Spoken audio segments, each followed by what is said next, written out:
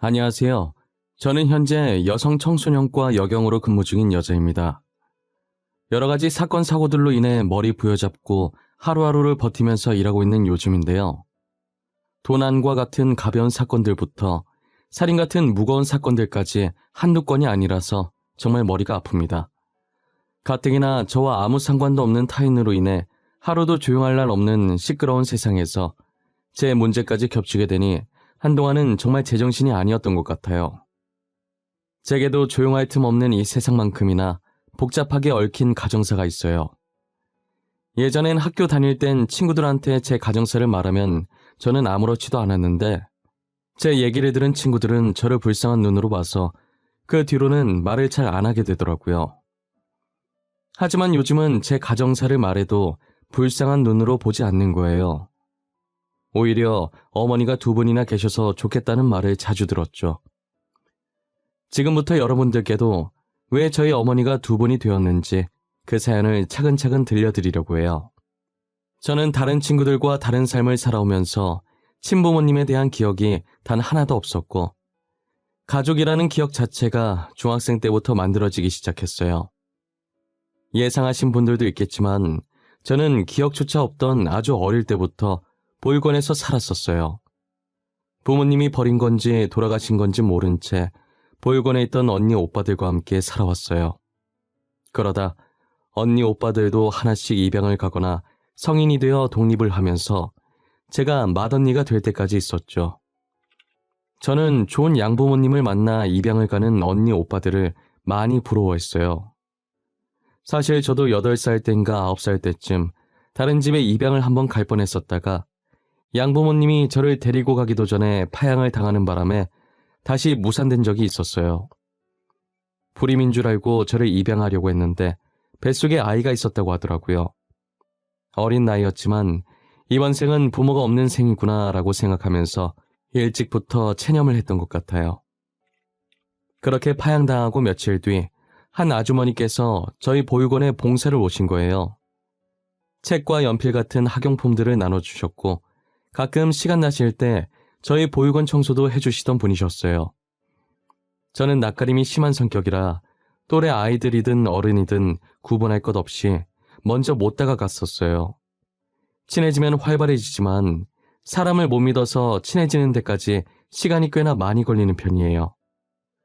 처음 그 아주머니를 봤을 때도 구석에 박혀서 눈치만 보고 있었죠. 아주머니는 제게 다가와 계속해서 말 걸어주시는데 이상하게 그 아주머니와 있으면 하나도 안 어색하고 심지어 편하다라는 생각까지 들 정도로 친근하신 분이셨어요. 매주 봉사를 오시면서 가끔 저만 따로 조용히 부르시더니 자신의 품에 숨겨둔 맛있는 걸 주시곤 했어요. 자기 딸같이 느껴진다면서 늘 저한테만 맛있는 간식이나 이쁘고 좋은 것들을 종종 주셨죠. 아주머니는 제가 자기 딸인 것처럼 정말 잘 챙겨주셨어요. 그래서 종종 학교에 있었던 일이나 보육원 언니 오빠들이랑 행복했던 추억들을 아주머니께 말하면서 같이 울고 웃고 했던 것 같아요. 저는 이야기 나누는 것이 좋아서 매주 아주머니 오는 시간만 기다렸어요. 그러다 중학생이 된 지 얼마 안 되었을 때 아주머니와 이별을 하게 된 거예요. 여느 때처럼 아주머니를 기다리고 있었는데 보육원 원장님께서 저를 부르시더라고요. 원장님은 한 손엔 제 가방을 들고 다른 한 손으론 제 손을 잡으며 원장실로 향했어요.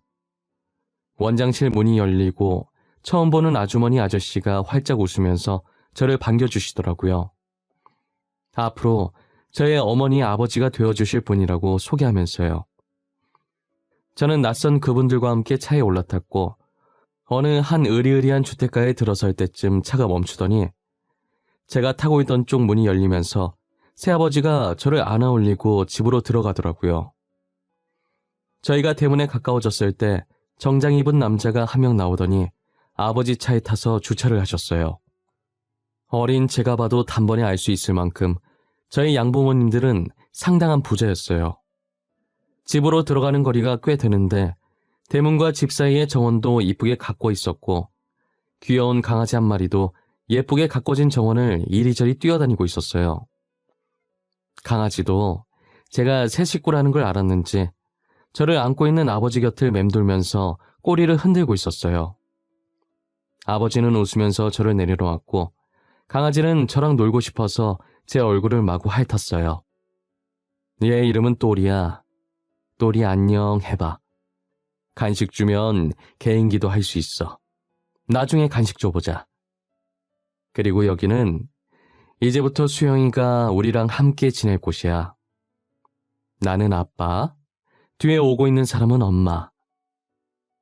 여보, 애 적응할 시간부터 줘야 할 것 같아. 지금 표정 봐, 겁먹었잖아. 우리 밥부터 먹을까? 수영이 갑자기 이렇게 다른지 보니까 무섭지? 차차 적응될 거야. 앞으로 우리 잘 지내보자. 양부모님은 서로 사이도 되게 좋고 제게도 친딸처럼 잘해주시는 분들이었어요. 이렇게 성격도 좋고 가진 것도 많은 분들이 왜 저 같은 아이를 입양했을까 했는데 그분들이 유일하게 가지지 못한 것이 바로 아이라고 하셨어요.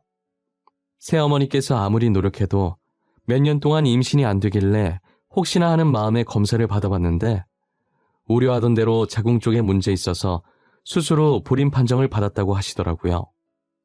원래는 양부모님께서 저보다 한참 어린아이를 입양하려는 계획이 있었대요.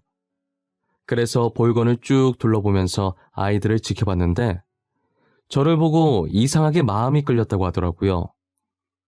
본인들도 왜 끌렸는지 이유는 모르고 그냥 저한테 마음이 갔대요. 어머니께서 너무 완강하게 저를 데리고 오겠다고 하시는 바람에 아버지도 어머니 의견을 따르셨대요. 그렇게 저는 양부모님의 사랑을 듬뿍 받으면서 자랐어요. 아까 말했듯 낯가림이 심한 성격이라 제가 마음을 열 때까지 가만히 기다려 주셨어요. 엄마, 아빠라고 말이 선뜻 나오지 않아 한동안은 계속 아줌마, 아저씨라고 불렀는데도 왜 자신들한테 엄마, 아빠라고 안 부르냐고 화를 내지도 않으셨죠. 제가 새로운 곳에 적응을 할 수 있게 아무 말 없이 계속 저를 기다려 주셨어요. 어느 정도 적응하고 제가 처음으로 양부모님께 엄마, 아빠라고 불렀을 때의 부모님 표정을 저는 아직도 어제 일처럼 생생하고 절대 잊지 못해요. 두 분 다 분명 웃고 있는데 눈에는 눈물이 그렁그렁 맺혀 있었어요. 믿기지 않는다는 듯 계속 보다가 고맙다면서 저를 꼭 안아주셨죠. 엄마, 아빠, 늦었지만 저를 입양해 주셔서 감사해요. 이 말 언제가 되든 꼭 해드리고 싶었어요. 엄마, 아빠 덕분에 요즘 제가 너무 행복한 하루를 보내는 것 같아요. 정말 감사해요. 여보, 지금 수영이가 우리 보고 엄마, 아빠라고 한 거지? 나 믿기지가 않아. 이거 꿈은 아니지? 수영아, 다시 한 번만 불러주겠니? 엄마, 아빠라고 말이야. 애 민망하게 뭐하러 그런 걸 시켜. 이제 앞으로 계속 엄마, 아빠라고 부를 텐데. 진짜 가만 보면 당신이랑 나랑 성격이 너무 바뀌었어. 당신 성격 너무 감성적이야. 솔직히 당신도 좋잖아. 언제쯤 엄마, 아빠라고 불러줄까 하면서 매일 손꼽아 기다려놓고 센 척은. 이제 수영이한테 아빠라는 소리 들었으니 나 이제 여한이 없어. 벌써 죽게? 젊은 나이에 안타깝네. 나는 수영이랑 행복하게 오래오래 살 건데. 부모님께서 울랑말랑한 표정을 지으실 땐 어떤 반응을 보여야 할지 몰라서 우물쭈물거렸는데 이렇게 금세 평소처럼 돌아가 장난치는 모습을 보니 웃기고 귀여워서 몰래 피식하고 있었어요. 저희 부모님은 늘 고등학생처럼 이런 식으로 유치하게 투닥거리면서 재미나게 사셨어요. 매번 어머니께 일방적으로 당하는 건 마음 여린 아버지지만요. 저희 부모님은 제 말이라면 꿈뻑 넘어가시는 분들이세요. 간혹 혼자서 뭐가 먹고 싶다고 조용히 중얼거리면 둘 중 한 분이 벌떡 일어나서 사오고 나셨죠. 제가 괜찮다고 말리기도 전에 겉옷을 입고 나가버리실 정도로 제 일이라면 누구보다 빠르게 나서세요. 아무래도 부모님께서 돈이 많으시니 제가 하고 싶다는 게 있다면 무조건 다 해주셨어요.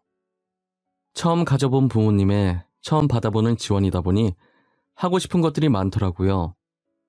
발레가 하고 싶다고 하면 발레학원에 등록해주고, 요리하고 싶다고 하면 요리학원에 등록해주고, 제가 며칠 만에 질려서 안 가겠다고 해도 쓴소리 하지 않으시고 이것저것 다 해보라고 하셨어요. 한 번에 적성 찾는 사람 잘 없다고, 원래 적성은 하고 싶었던 것들 다 해본 뒤에 찾는 거라고 하시면서요. 빈말로 연예인 되고 싶다고 하면 소속사 리스트 쫙 뽑아서 오디션 스케줄까지 다 알아보실 정도였어요. 하고 싶은 걸 하고 살아야 나중에 후회가 없는 법이라며 제게 아낌없이 지원해 주셨죠. 꿈을 찾아 이리저리 옮겨다니며 여러 가지 경험을 해왔던 저는 최종적인 꿈으로 어머니가 멋있다고 했던 경찰로 결정하게 되었어요.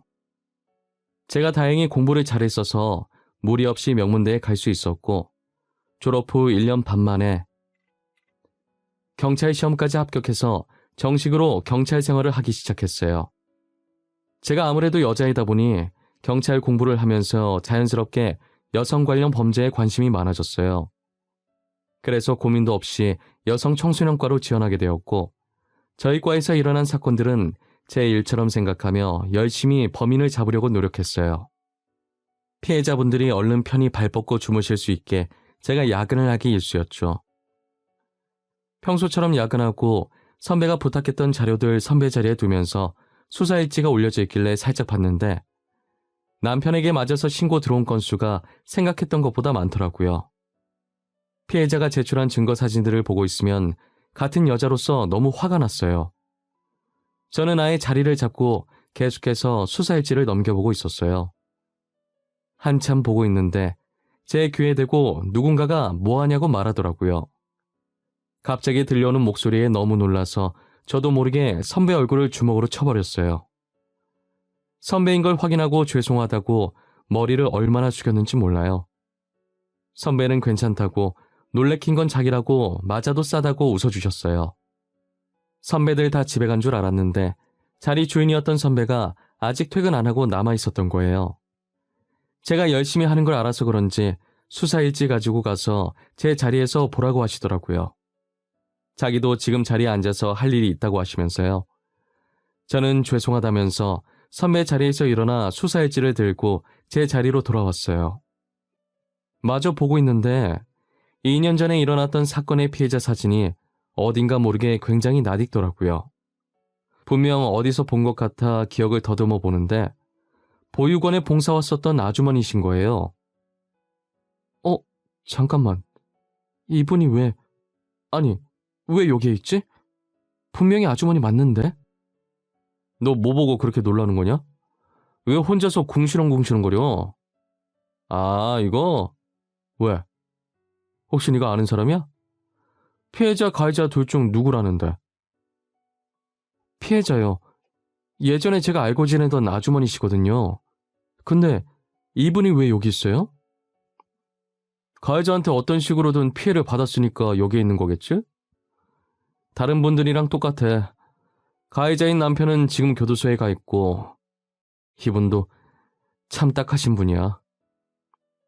참 착하신 분이셨는데 집에서는 왜 이런 대우를 받고 계신 건지. 언젠간 아주머니를 다시 만나고 싶다는 생각을 종종 한 적이 있긴 하지만 이렇게 마주할 줄은 몰랐어요. 제 기억 속 아주머니는 한없이 다정하고 착하신 분이셨는데 왜 이런 일을 당하신 건가 안타까웠어요. 아주머니 사진을 빤히 보고 있으니 가슴 깊숙한 곳에서 울컥하는 감정들이 올라왔어요. 아주머니 남편 되는 사람은 몇 년 전에도 한 번 아주머니를 때리고 징역을 산 적이 있더라고요. 진술한 것 보니 출소하고 얼마 안 돼서 아주머니를 보니 괘씸한 마음에 또 손이 올라갔던 것 같아요. 결국 아주머니 남편은 이렇게 주민들의 신고로 또다시 징역을 살게 되었고요. 출소일이 언제인지 보니까 얼마 안 남아서 혹시나 또 이런 일을 당하시게 될까 걱정이었어요. 저는 한 달 동안 야근에 찌들어 있다가 오랜만에 정시 퇴근하고 집에 가는 길이었어요. 정말 간만에 정시 퇴근이라 신나서 손을 바지 주머니에 꽂고 콧노래를 부르며 가고 있었어요. 사람 구경하고 차 구경하면서 천천히 걷다가 길 건너려고 신호를 기다리고 있었는데 제 반대편에서 아저씨가 갑자기 어떤 아주머니께 달려가더니 퍽치기를 하고 튀어버린 거예요. 신호 바뀌려면 아직 멀었고 범인 잡으려고 무작정 뛰었다간 저 때문에 운전자들이 피해볼 것 같아서 이러지도 못하고 저러지도 못한 채 발만 동동 구르고 있었어요. 저는 신호가 바뀌자마자 아저씨가 뛰어갔던 방향으로 미친 듯이 뛰어갔어요. 사건 현장이 멀리 있었고 신호 바뀌는 동안 아저씨가 자취를 감춰버려서 도저히 잡을 수가 없었어요. 저는 다시 현장으로 돌아와서 119에 전화를 했고 아주머니 상태를 살폈어요. 머리 쪽에서 피가 나길래 얼마나 다쳤는지 상태 확인하면서 아주머니 얼굴을 봤는데 제가 있던 보육원에 봉사 오시는 그 아주머니신 거예요. 얼굴을 확인하는 순간 너무 놀라서 정신이 멍해지더니 머리가 새하얘지더라고요. 그때 갑자기 아주머니의 사건 일지가 생각났고 아주머니 남편의 출소일이 생각났어요. 휴대폰으로 날짜를 확인해보니 바로 전날 출소를 했더라고요. 저는 아주머니를 이렇게 만든 사람이 남편이라는 걸 본능적으로 직감했어요. 아무런 기척 없는 아주머니의 볼을 살짝 치면서 눈 떠보라고 했지만 머리에 충격을 받아 의식을 완전히 잃으셔서 눈을 뜨실 리가 없었어요. 얼마 지나지 않아 구급차가 도착해서 아주머니를 옮기고 뒤이어 제가 타려고 하자 대원이 제지하길래 경찰이라고 경찰증을 보여준 후에 같이 동승해서 병원으로 향했어요. 제가 환자분 상태를 쭉 봤는데요. 혹시 같이 오신 분은 신희경 환자분 보호자신가요? 아니요, 보호자는 아니고 사건 현장을 목격한 목격자이자 경찰입니다. 제가 보호자께 상태 전달할 테니 환자 지금 어떤지 저한테 말씀해 주실 수 있을까요? 눈으로 봤을 땐 심각한 정도는 아니고요. 머리도 크게 다치지 않아서 걱정할 정도는 아니긴 한데 혹시 모르니 정밀검사를 받아보시는 게 어떨까 싶네요. 입원 수속 밟고 오시면 바로 진행하도록 하겠습니다. 그럼 제가 바로 입원 수속 밟을 테니 정밀검사 좀 부탁드릴게요. 감사합니다. 의사가 겉눈으로 봤을 땐 심하게 다친 것 같진 않아 보인다며 혹시 모르니 정밀검사를 하자고 하더라고요. 일단 알겠다고 하고 입원 수속을 하려고 아주머니 겉옷주머니에 있던 지갑을 들고 와서 데스크로 갔어요. 저는 지갑에서 아주머니의 주민등록증을 꺼내서 간호사분께 드렸어요. 그런데 주민등록증을 꺼냄과 동시에 낡은 사진 한 장이 같이 떨어지더라고요. 뒷면이 위로 가게 떨어져 있었는데 삐뚤빼뚤한 글자가 한 줄 적혀 있었어요. 주워서 보니 사랑하는 딸과 처음으로 찍은 사진이라고 적혀 있더라고요. 저는 다시 지갑에 넣어드리려고 아무 생각 없이 사진을 앞면으로 돌렸어요. 주민등록증에 있던 자리에 그대로 다시 넣고 있는데 사진 속에 있는 아이의 얼굴이 눈에 들어오더라고요. 아이의 얼굴을 보고 지갑을 떨어뜨리면서 저도 모르게 짧게 소리를 지르고 양손으로 입을 막았어요. 제 목소리에 놀란 주변 사람들은 다 저를 쳐다봤고 저는 눈치를 보면서 다시 지갑을 주워들었어요. 떨리는 손으로 사진을 다시 봤는데 눈 비비고 다시 봐도 사진 속에 웃고 있는 아이는 저더라고요. 아주머니와 친해지고 나서 둘이서 산책하면서 보육원 근처에 핀 벚꽃을 구경하다가 자신과 사진 한 장만 같이 찍어줄 수 있냐고 하길래 흔쾌히 알겠다고 하고 찍어줬던 사진이거든요. 저는 다시 글씨가 적혀있는 뒷면으로 돌려서 사랑하는 딸이라는 글자를 손가락으로 매만졌어요. 그러니까 정리하면 사진 속에 있는 사람은 저와 아주머니이고 아주머니가 사랑하는 딸과 찍은 사진인데 거기에 제가 있으니 제가 아주머니의 딸이라는 말이잖아요. 기억에도 없는 제 친모모님 중 한 분이 아주머니였다는 게 믿기지 않았어요. 아주머니가 제 친모라고 하니 보육원에서 저만 이뻐했던 게 납득이 되더라고요. 맛있는 거나 좋은 게 있으면 저를 주려고 숨겨놓던 아주머니의 행동이 이제야 이해가 갔어요. 저는 단순하게 제가 아주머니 눈엔 예뻐 보여서 그런 건 줄 알았는데 자신의 딸이라서 그랬던 것이었어요. 아주머니께서 제게 했던 행동은 어느 정도 이해가 됐는데 왜 저를 다시 데리고 가지 않고 봉사자로 제 옆에 계속 맴돌았는지는 이해가 되질 않더라고요. 분명 제가 자신의 딸인 걸 알고 그렇게 행동했을 것 아니에요. 사진 뒷면에도 떡하니 사랑하는 딸이라고 적혀 있으니 말이에요. 저는 돈이 없어도 잘 집이 없어도 부모님만 있으면 행복할 것 같다고 늘 생각했었거든요. 하지만 아주머니를 원망한 것도 잠시였고 지금 상황을 보니 왜 저를 못 데리고 갔는지 알 것도 같았어요. 저는 아주머니가 누워 계신 병실에 앉아 한숨을 쉬면서 사진을 계속 뚫어져라 보고 있는데 의사가 다시 들어와서 검사 결과를 말해주시더라고요. 검사를 다 해봤는데 다행히 머리에 살짝 찢어진 것 외엔 아무런 이상이 없네요.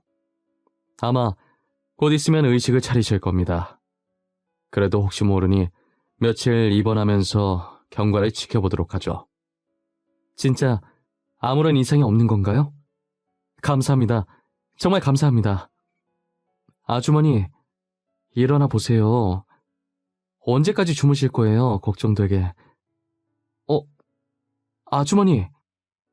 수영아, 우리 수영이 평소엔 꿈에 나오라고 해도 잘 안 나오더니 엄마 아프니까 이렇게 꿈에 나온 거야? 우리 딸 때문이라도 정신 차려야겠네. 아주머니는 의사가 나가고 얼마 안 지나서 바로 눈을 뜨셨고 바로 저를 알아보시더라고요. 살이 많이 빠져서 그때랑 얼굴이 조금 바뀌었는데도 핏줄이라 그런지 한 번에 알아보셨어요. 아직은 정신이 완전히 돌아온 게 아니라서 꿈인 줄만 알고 계시더라고요. 힘이 없어서 제대로 들지도 못하는 팔을 뻗어서 제 얼굴을 매만지며 딸이라고 말하는 거예요. 그러더니 다시 눈을 감으시는데 이상한 감정이 들어서 그대로 병실을 나와버렸어요. 자판기에 음료수를 하나 뽑아 들고 복도 의자에 앉아 머리를 벽에 기대 천장만 빤히 바라보고 있었어요. 나를 이뻐해주던 아주머니를 이런 상황에 다시 만난 것도 당황스러운데 게다가 그분이 제 친어머니라니 머릿속이 너무 복잡했어요.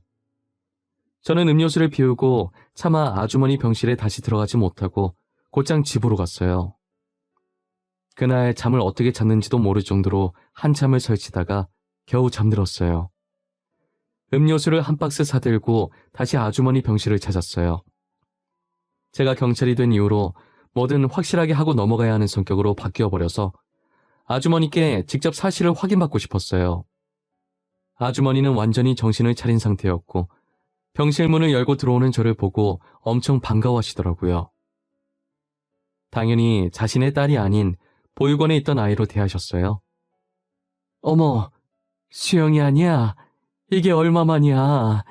살 엄청 빠졌네? 못 알아볼 뻔했어. 근데 여긴 어쩐 일이야? 내가 여기 있는 건 어떻게 알았어? 아주머니 사고 난 거 제가 목격했어요. 아주머니를 여기까지 모시고 온 것도 저고요. 몸은 괜찮으세요? 어디 불편한 곳은 없으시고요? 아, 수영이가 나 여기까지 데리고 온 거야? 너무 고맙네. 어떻게 은혜를 갚아야 할지. 몸은 괜찮아. 찢어진 부위만 살짝 아픈 거 말곤 다 괜찮아. 아, 다행이네요. 아주머니. 제가 아주머니께 한 가지 여쭤볼 게 하나 있는데요. 혹시 실례가 안 된다면 여쭤봐도 괜찮을까요? 그럼 괜찮지. 무슨 일인데 그래? 심각한 거야? 표정이 되게 비장해 보이네. 아주머니가 제 친엄마라는 거 알고 있어요. 어제 알긴 했지만요. 이게 진짜인지 확인받고 싶어서요. 진짜 아주머니께서 제 친엄마세요? 제 말에 아주머니의 웃던 얼굴이 점점 굳어져갔고 눈동자가 흔들리기 시작했어요. 아주머니는 입을 열 듯 말 듯 하면서 말하기 망설이고 있다는 게 제 눈에 보이더라고요. 저는 말하기 힘드시면 억지로 말할 필요 없다고 하면서 가지고 온 음료를 냉장고에 넣었어요. 마지막 음료수를 넣고 있는데 결심을 하신 건지 다 말해주겠다고 하시더라고요. 아주머니께서는 숨을 한번 크게 들이마시더니 입을 떼시더라고요. 21살의 젊은 나이에 첫 연애를 하고 첫 남자친구와 사고를 쳐서 저를 가졌다고 하시는 거예요. 친부라는 사람은 아주머니께서 자신의 아이를 임신했다는 소식에 유학을 떠나버렸고 이미 아주머니는 배가 조금 나와 있는 상태라 수술이 힘들어서 하는 수 없이 낳기로 결정하셨대요. 친부 집안이 잘 사는 집안이라 저를 지켜줄 수 있을 줄 알았는데 유학 핑계로 도망을 가버린 거죠. 아주머니 집안은 가난해서 혼자서는 아이를 키울 능력이 없었고, 그렇다고 딱히 다른 방법이 있는 게 아니니 어쩔 수 없이 저를 보육원에 맡겼다고 하더라고요. 형편이 나아지면 저를 다시 데리고 가려고 했는데 형편이 나아질 기미가 보이지 않았고 계속 제자리 걸음이어서 봉사를 핑계로 제 옆을 서성거렸다고 하셨어요. 보육원에 봉사하러 다닌 지 1년 정도 됐을 때 나이가 좀 있는 사람과 결혼하게 되었는데 매일같이 술을 마시고 난폭하게 굴었다고 하더라고요. 그래서 저를 데리고 와봤자 저도 같이 힘들어질 것 같아서 데리고 오는 것을 포기했던 거죠. 그렇게 옆에서 지켜볼 수 있는 것만으로도 감사하다 생각했다고 하더라고요. 그러다 제가 지금의 양부모님 집에 입양을 가는 바람에 또 헤어지게 된 거죠. 아주머니는 그동안 있었던 일들을 말씀하시면서 많이 우셨어요. 저는 아주머니께 모든 사실을 듣고 나면 그래도 속이 좀 풀릴 줄 알았는데 더 복잡해졌죠. 현재 저는 이미 낳아주시진 않았지만 키워주신 부모님이 계시니 당장 어떻게 할 수 있는 것도 없고 아주머니를 달래는 것밖에 할 수 있는 게 없었어요. 아주머니가 울다 지쳐 주무시는 걸 확인하고 병실을 빠져나왔어요. 혼자서 감당할 수 없을 것 같아 양부모님께 말씀드려야겠다고 판단했어요. 저는 아주머니를 만난 것과 아주머니께 들었던 이야기들을 전부 양부모님께 말씀드렸죠. 수영아, 네가 결정하기 힘들어서 우리한테 왔을 거 알아. 낳아준 어머니도 키워준 부모님도 둘 다 너무 소중하겠지. 우린 너에게 누구 하나 선택하라고 강요하지 않을 거야. 어찌됐건 둘 다 너의 부모님이 아니니 너가 선택하지 못한다고 해도 전혀 상관없어. 우리 세 명을 모두 너의 부모님이라고 생각하면 되는 거야. 복잡하게 생각할 것 없어. 너가 친어머니께 가겠다고 해도 말리지 않을 것이고 너가 만약 친어머니를 따라간다고 한들 우리가 너의 부모님인 것도 변함없어. 냉정하게 들릴지 모르겠지만 저는 엄마 아빠와 더 정이 많이 들었고 엄마 아빠 말고 다른 분을 부모님이라고 생각한 적이 없어요. 지금도 마찬가지고요. 애초에 저를 버렸던 분이니까요. 버렸다고 말하면 안 돼. 어머니도 어쩔 수 없이 그랬던 거잖니. 그런 말하면 안 되는 거야. 그리고 지금 어머니 집에 돌아가 봤자 똑같이 당할 것 같은데 우리 집으로 모시는 게 어떠니? 그래, 어머니 우리 집으로 모시는 게 낫겠다. 퇴원했다가 또 당하면 어떡해. 저희 부모님은 남는 방 있다고 선뜻 어머니를 모시고 오라고 하시더라고요. 친어머니와는 남인 부모님도 이렇게 마음을 쓰시는데 제가 너무 어리석었다고 생각했어요. 제가 눈물을 흘리니까 이렇게 이쁜 딸 낳아줘서 고맙다는 답례라면서 울지 말라고 하더라고요. 태어나게 되면 꼭 집으로 데리고 오라고 신신당부를 하셨어요. 그리고 저는 부모님 말처럼 친어머니를 퇴원시키고 저희 집으로 데리고 왔어요. 친어머니는 못 들어가겠다고 입구에서 버티고 계셨고 양어머니께서 들어와도 괜찮다며 친어머니 팔을 잡고 끌어서 억지로 데리고 왔어요. 현관에서 신발도 못 벗고 안절부절 못하며 서 있자 양어머니는 그런 친어머니를 보고 따스히 안아주면서 그동안 고생 많았다고 이제 짐 덜어놓으시라고 하셨어요. 양어머니의 말에 친어머니는 눈물을 흘리셨고 친어머니 우는 소리에 양어머니도 같이 우셨어요. 앞으로는 이곳에서 계속 지내시라고 집에 다시 가실 필요 없다고 하셨죠. 친어머니가 양어머니를 품에 떼어내고 무슨 소리 내는 듯 쳐다보니 양어머니가 살짝 웃으시더라고요. 앞으로 여기서 저희랑 같이 지내면 돼요. 조만간 이혼 처리되실 거예요. 그리고 그 나쁜 놈 숨어서 못 잡고 있다면서요. 그놈 어디 있는지 저희 남편이 찾았어요. 곧 잡힐 거예요. 아니 어떻게... 너무 감사해서 어떡해요. 이 은혜를 어떻게 갚아야 할지. 이미 충분히 갚으셨어요. 저희 이쁜 딸 낳아주신 것만으로도 너무 감사하죠. 오히려 저희가 어머님께 갚아야 하는 걸요. 그러니 어머님 집이라 생각하고 편히 계세요. 그렇게 저희 부모님과 저 그리고 친어머니까지 한 집에서 같이 살게 되었어요. 친어머니는 이대로 빌부터 살 수 없다고 집안일을 자처하시더라고요. 부모님이 괜찮다고 말려도 봤지만 친어머니께서 너무 완강하게 나오셔서 어쩔 수 없이 그렇게 하라고 했어요. 그렇게라도 해야 마음이 편하시겠다면 말리지 않겠다고 하시면서요. 그래도 친어머니 몰래 어머니께서 집안일 몰래 해주시고 계세요. 친어머니 그렇게 만든 나쁜 놈도 잡아서 이혼시키고 교도소에 넣었고요. 아마 저희 부모님이 없었다면 친어머니는 여전히 나쁜 놈한테 다 하고 있었을 거예요. 저도 그놈 찾아다니느라 똥줄 빠졌을 거고요. 이제 정말 모든 것이 끝난 것 같아요. 저희는 지금 4명이서 한 가족처럼 잘 지내고 있어요. 부모님도 친어머니도 제게 정말 잘해주시죠. 어머니가 2명이 계시니 얼마나 든든한지 몰라요. 예전엔 부모님 없다고 불쌍하게 봤던 친구들도 이제 부모님이 3명이라고 부러워하죠. 좋은 게 좋은 거라고 뭐든 좋은 쪽으로 생각하려고 해요. 어차피 부모님들도 서로 잘 지내고 하니까요. 저의 긴 이야기는 여기서 끝을 내보려고 합니다. 만날 사람은 언젠간 만난다고 저는 친어머니를 이렇게 만나게 됐네요.